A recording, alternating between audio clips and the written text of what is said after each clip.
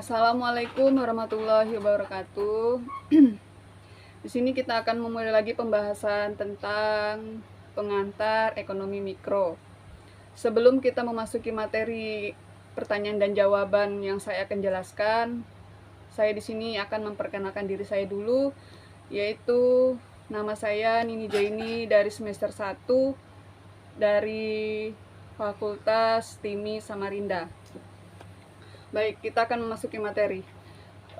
Di sini satu, bagaimana perilaku konsumen dan perusahaan menentukan harga-harga pasar dan kuantitas faktor input barang dan jasa yang diperjual belikan dan mempengaruhi penawaran dan permintaan.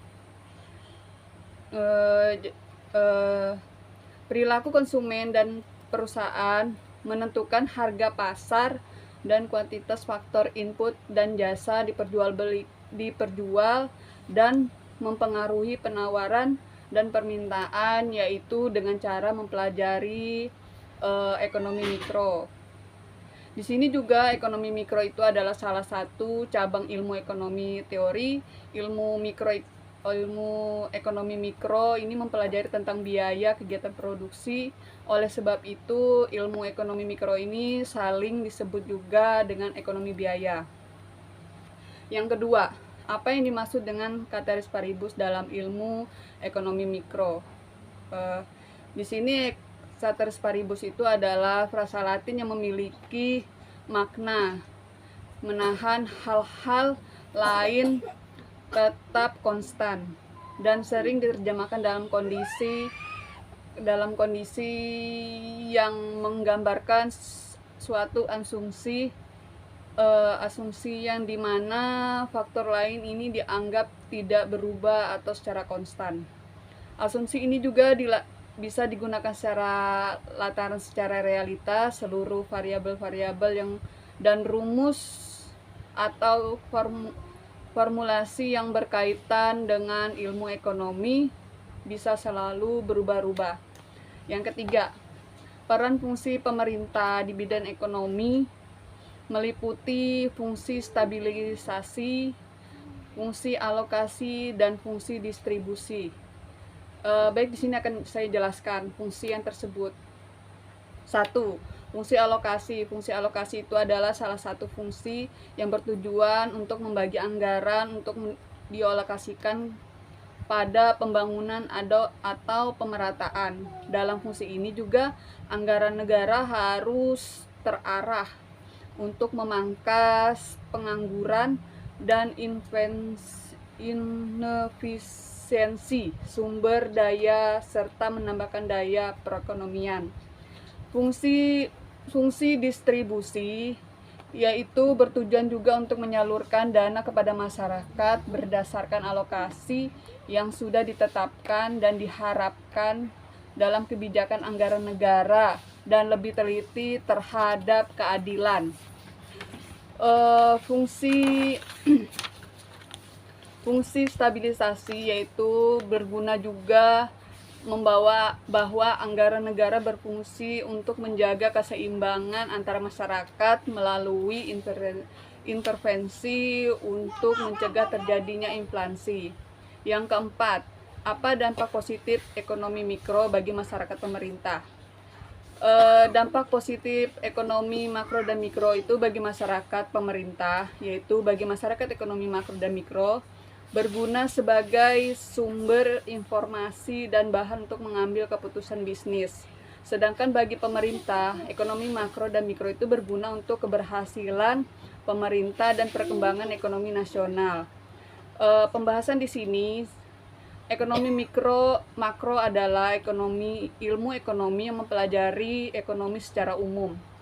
Ekonomi makro ini juga mengkaji tentang tingkat pertumbuhan ekonomi suatu negara, yang tingkat pengangguran dan juga tingkat inflasi. Sedangkan ilmu ekonomi mikro merupakan ilmu ekonomi yang mengkaji perekonomian secara lebih rinci, seperti penetapan biaya produksi dan penetapan harga barang dan jasa. Ekonomi makro dan mikro ini juga bisa sangat berguna baik masyarakat maupun pemerintah.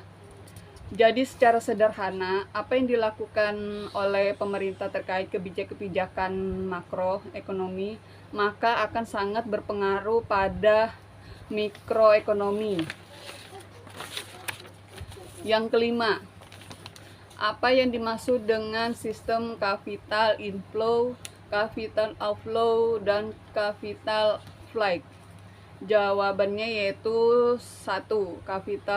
Capital flight itu merupakan semua arus modal yang keluar atau capital outflow dengan negara sedang berkembang tidak memperhatikan latar belakang terjadinya arus modal dan dalam negeri jenis tersebut.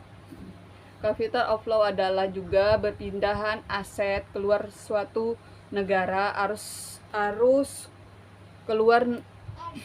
keluar modal yang dianggap tidak diinginkan karena seringkali disebabkan oleh ketidakstabilan politik atau ekonomi. Pelarian juga aset terjadi ini ketika investor asing dan domestik menjual kepemilikan mereka di suatu negara karena ada kelemahan tentang perekonomiannya negara tersebut dan yakinan bahwa terdapat peluang yang lebih baik lagi di luar negeri. Aliran modal masuk asing atau capital inflow itu merupakan masukan sejumlah dana dari luar negeri ke dalam suatu negara untuk bertujuan secara investasi. Yang keenam, di sini saya akan menjelaskan tentang lingkaran aliran aktivitas ekonomi, yaitu pasar, barang dan jasa, lalu barang dan jasa ke rumah tangga perusahaan. Lanjut lagi sumber daya pengeluaran perusahaan ke pasar sumber daya, ke pendapatan rumah tangga keluarga, lalu ke rumah tangga keluarga mengeluarkan konsumsi barang dan jasa kembali lagi ke pasar barang dan jasa. Di sini kesimpulannya dengan lingkaran tadi saya akan menjawab, yaitu arus lingkaran ekonomi merupakan suatu hal yang menggambarkan aliran uang dan barang dan jasa dalam suatu perekonomian. Arus lingkaran ekonomi ini juga menjelaskan bagaimana para pelaku saling terkait dalam saling mempengaruhi dalam proses produksi, distribusi, dan konsumsi. Arusan lingkaran ekonomi ini pada umumnya melibatkan empat sektor ekonomi dalam perekonomian, yaitu rumah tangga, perusahaan, pemerintah, dan lembaga keuangan. Dan juga ekonomi juga merupakan salah satu ilmu sosial mempelajari bagaimana masyarakat itu harus mengelola sumber daya yang terbatas untuk memenuhi kebutuhan dan keinginan mereka. Pembahasan ini juga tentang ekonomi pada umumnya juga melibatkan analisis, produksi, distribusi, pertukaran, dan konsumsi barang dan jasa. Baik, di sini sudah saya jelaskan semua. Dan dari saya Nini Jaini, saya terima kasih. Sampai di sini dulu. Saya tutup, wabillahi taufiq hidayah. Wassalamualaikum warahmatullahi wabarakatuh.